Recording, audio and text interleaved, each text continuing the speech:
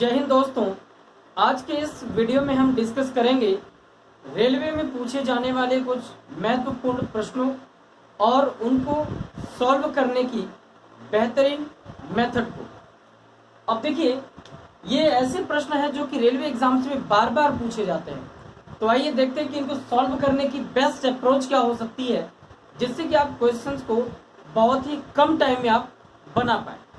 अब देखिए, पहला क्वेश्चन मैंने लिया है, किसी भी प्राकृतिक संख्या n के लिए 6 के घाते n माइनस 5 के घाते n के परिणाम का अंतिम अंक हमेशा क्या होता है। ये देखिए पूछा गया है एनटीपीसी 28/12/2020 में। अब जरा देखिए n क्या होता है। अगर आप n एक प्राकृतिक संख्या है तो n हमेशा कहां से स्टार्ट होगा दोस्तों? 1 से। क्या 6 के घाते 1 माइनस 5 के घाते 1 आया? 2 रख के चेक करिए तो 36 माइनस 25 क्या है दोस्तों? 11 आया। 3 रख के चेक करिए तो 216, 6 जाके 36 छक्का 216, 5 का क्यूब 125, क्या इकाई का अंक 1 आया? तो हमेशा क्या आएगा दोस्त? 1 आएगा। दूसरा क्वेश्चन देखते हैं, 124 के घाते n प्लस 124 के घाते n प्लस 1 के इकाई का स्थान पर आने वाला अंक ज्ञात कीजिए जहां n एक पूर्ण संख्या है। अब बताइए कि n एक पूर्ण संख्या है, क्या n का मान 0 भी हो सकता है, 1 भी हो सकता है, 2 भी हो सकता है? तो हम क्या करेंगे, छोटी से छोटी वैल्यू लेके हम चेक करेंगे। तो सबसे पहले 0 ही रख देते हैं। अब बताइए, किसी भी संख्या की घात में अगर 0 है तो इसकी वैल्यू क्या हो जाती है दोस्तों? 1। 124 के घाते जैसे ही 0 रखा, इसकी वैल्यू क्या हो गई? 1। और यहाँ पे क्या हो जाएगा दोस्त? 124 प्लस 1, क्योंकि ये 0 रखेंगे तो 0 में 1 जोड़ेंगे तो क्या है? 1 ही आएगा। यानी 124 और 125, ये आपका तो फ्लॉप हो गया, इस पे नहीं दिया है।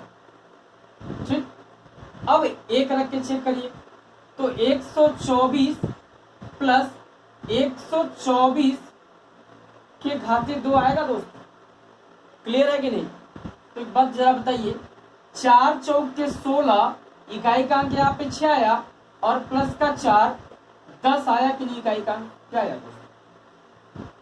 एक पूर्ण संख्या है, आपसे इकाई के स्थान पर आने वाला अंक पूछा था, क्या हुआ? 0। क्या ये बात क्लियर है? अब दोस्तों देखते हैं नेक्स्ट क्वेश्चन को। अब देखिए दोस्तों, थर्ड क्वेश्चन है, निम्न के इकाई का अंक ज्ञात कीजिए। ये पूछा गया आपका एनटीपीसी 9/2/2021। ठीक है, अब बताइए कि यहाँ पे 91, 92, 93, 94, 95 कहाँ तक है? 99 तक है। तो कुछ नहीं ढूंढना है, 2 दिखा, क्या 93, 94 के बाद 95 भी आया होगा? यानी जैसे ही 2 और 5 दिखा, सीधा इकाई का अंक क्या है? 0। कुल नहीं करना है इसमें। कुछ भाई हमारे घबरा के 1 गुणे 2 दूनी 4 करने लगते हैं तो ये काफी लंबा हो जाता है। 2 और 5 दिखा, 2 5 10, इकाई का क्या हुआ? 0। ऐसे और भी पूछे जा सकते हैं। ये मैंने एक फॉर्मेट बताया है जो पूछा गया है, यही क्वेश्चन नहीं देगा, इस पे बेस्ड क्वेश्चन दे। अब देखिए, 4200 के गुणनखंडों की संख्या ज्ञात कीजिए। तो गुणनखंडों की संख्या ज्ञात करने के लिए सबसे पहले तो इनके अभाज्य गुणनखंड करने पड़ेंगे। तो गुणनखंड वाले मेथड तो ये आप जानते हैं, ये नहीं करना है, इसमें टाइम लगता है दोस्तों। क्या 4200 को आप 42 गुणे 100 लिखेंगे तो 42 गुणे 100 लिख सकते हैं? सोचिए। हाँ, 42 को फिर क्या लिखेंगे दोस्तों? 6 सत्ते 42 लिख सकते हैं क्या? तो क्या आप 6 को 2 गुणे 3 गुणे 7, 6 सत्ते 42 कर लिया? क्या 100 को 4 गुणे 25, 4 का मतलब 2 के घाते 2 और गुणे 5 के घाते 2 लिखेंगे? भैया 2 दूनी 4, 5 पच्चे 25, 100 का 100। देखिए, हम ये नहीं करा पाएंगे। ठीक है, आपका टाइम जाएगा, आपको देखने में केवल मजा आएगा और इससे हो नहीं पाएगा, टाइम आपका जाएगा दोस्त। ठीक है, फैक्टर ये सीखिए इस तरह का। तो 2 1 3, 2 के घाते कितना हो गया? 3, 3 के घाते कितना हो गया? 1, 5 के घात कितना है? 2, 7 के घाते कुछ नहीं है तो 1। अब जब आपसे गुणनखंडों की संख्या पूछे तो जितना घात है उसको 1 जोड़ दीजिए। 3 है तो 4, 3 के घाते 1 है, 1 और जोड़िए 2, 5 के घाते 2 है, 1 और जोड़िए 3, 7 के घाते 1 है, 1 और जोड़ो 2, 4 दूनी 8 त्रिका 24 दूनी 48। आपका रिजल्ट क्या है दोस्तों? 48 आया। अब देखिए, यदि किसी संख्या n को 5 से विभाजित करने पर शेष 3 प्राप्त होता है तो n का इकाईकांक क्या होगा? जरा बताइए। पहली संख्या तो 8 होगी, 5 से अगर आप विभाजित कीजिएगा तो क्या आएगा दोस्तों? 3 आया। क्लियर है कि नहीं? अब बताइए कि और क्या क्या हो सकता है। 8 में अगर आप 5 जोड़ेंगे 13, फिर देखिए 5 दूनी 10, फिर से इकाई शेष क्या आया? 3 प्राप्त हुआ शेष। यानी कि अंक क्या क्या हो सकता है? या तो 3 होगा और या तो 8। क्या ये बात समझ में आई कि नहीं? क्लियर है? अब देखिए नेक्स्ट क्वेश्चन देखते हैं दोस्तों, बहुत ही इंपॉर्टेंट, क्योंकि जो मैं मेथड आपसे डिस्कस कर रहा हूं आप कहीं पे भी देखते हो बहुत डिटेल लॉन्ग कराते हैं। मैं आपको बताऊंगा कि एग्जाम में आपको कैसे करना है। ठीक है दोस्तों, नेक्स्ट क्वेश्चन देखते हैं। अब देखिए दोस्तों, नेक्स्ट क्वेश्चन है 12,288 के कितने गुणनखंड होंगे? ये पूछा गया आपसे एनटीपीसी 23/7/2021 में। अब सबसे पहले तो ये बताइए कि अगर आप इस तरीके से गुणनखंड करने लगेंगे तब तो नहीं हो पाएगा, क्योंकि काफी ज्यादा लेंदी है। तो आप देखिए कि क्या इकाईकांक 2 से विभाजित है, फिर देखिए अंतिम के 2 अंक 4 से विभाजित है, इसका मतलब पूरा गुणनखंड 4 से होगा।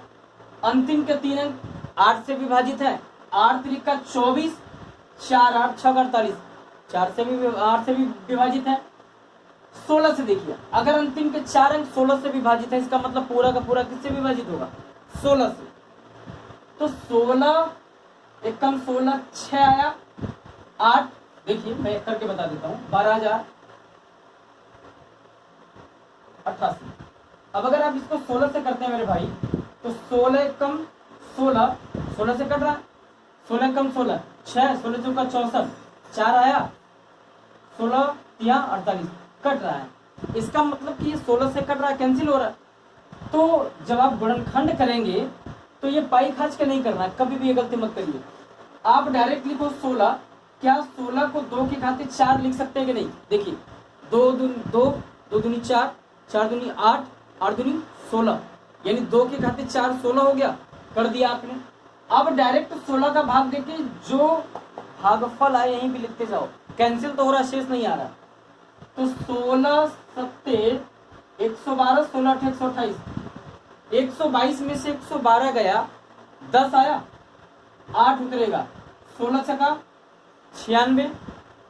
क्लियर है कि नहीं? 96। और यहाँ पे क्या था? 8 4 12, 16 8 128 आया कि नहीं भैया? भाई करना पड़ेगा कैलकुलेशन, तभी आप कर पाएंगे। करने को मैं भाग दे के करूं, आपको देखने में मजा आएगा, लेकिन आप कर नहीं पाएंगे फिर। ठीक है, अब बताइए फिर 16 से इसको डिवाइड करो। क्या 16 8 से करता हूँ, 16 2 32, 16 से 64, 64 8 72 नहीं हो रहा। तो 2 के घाते 4 गुणे में अगर 8 से करेंगे मेरे भाई, तो 8 9 72, 8 9 72, 4 8 6 48। क्लियर है कि नहीं? अब क्या आप लिख सकते हो, 8 को 2 के घाते 3, यहाँ 2 के घाते 4, 2 के घाते 7 हुआ कि नहीं?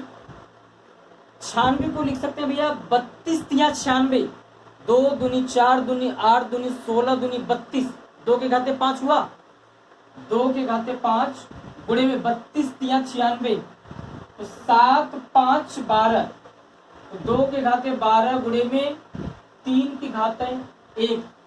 क्लियर है कि नहीं?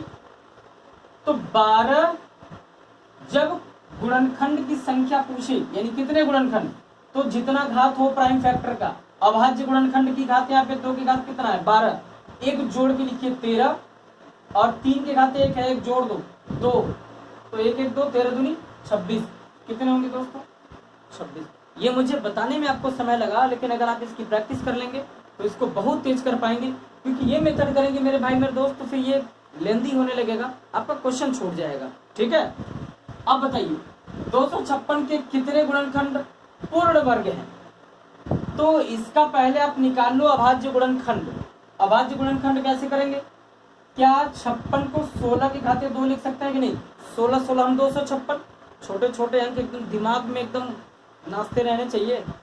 16 16 हम 256, क्या 16 को 2 के घाते 4 लिखेंगे? और जैसे ही आपने 4 लिखा तो 2 के घाते 4 पूरे के घाते में 2, 4 दूनी 8, 2 के घाते क्या हुआ दोस्तों? 8 हुआ। अब जो भी मेथड आप जानते हैं उसको भूल जाइए। यहाँ देखिए कितने गुणनखंड पूर्ण वर्ग हैं। जब आपसे पूछे कितने पूर्ण वर्ग हैं तो जो घात हो उसको आप 2 से विभाजित कर लो, और जितना आए उससे एक ज्यादा, तो 2 चौके 8 4 आया, तो एक जोड़ के लिखिए, यही हो जाएगा इसका पूर्ण वर्ग गुणनखंड। जैसे आप कहेंगे सर यहाँ पे 4.1 आता तो पूरा 5 लिखते, 4 आएगा तो एक ज्यादा, जैसे 4.1 आया तो भी 5, 4.5 आया तो भी 5, 4.3 आएगा तो भी 5, यानी दशमलव में है तो आगे की पूर्ण संख्या लिखी जाएगी, और अगर पूर्ण संख्या आ रही है तो एक जोड़ के आगे वाला लिखेंगे। ठीक है। अब देखिए 729 के कितने पूर्ण खंड होंगे? 729, ध्यान से सुनिएगा, 729 क्या 9 का क्यूब है क्या? क्लियर है कि नहीं? अब बताइए जरा, 9 का क्यूब है, 9 को क्या लिख सकते हैं? 3 के घाते 2, पूरे के घाते क्या लिखा? 3, तो 2 3 6, 3 के घाते 6 लिख दिया। अब एक बात जरा बताइए, आपसे पूछा है पूर्ण वर्ग, ठीक है, तो 6 के घाते आप 2, 3 के घाते 6 है, किससे भाग देना है? 2 से। पूर्ण वर्ग पूछेगा कितने गुणनखंड पूर्ण वर्ग है, तो 2 से भाग दीजिए। कहेगा कि कितने गुणनखंड पूर्ण घन है, तो 3 से भाग देना है, और प्रोसेस सेम हुई है दोस्तों। तो 2 3 6, पूर्ण वर्ग 3 आया, इसके आगे वाली संख्या क्या होगी दोस्तों? 4 लिखिए। ठीक है दोस्तों, अब मिलते हैं नेक्स्ट वीडियो में नए क्वेश्चन नए कंसेप्ट के साथ। जय हिंद।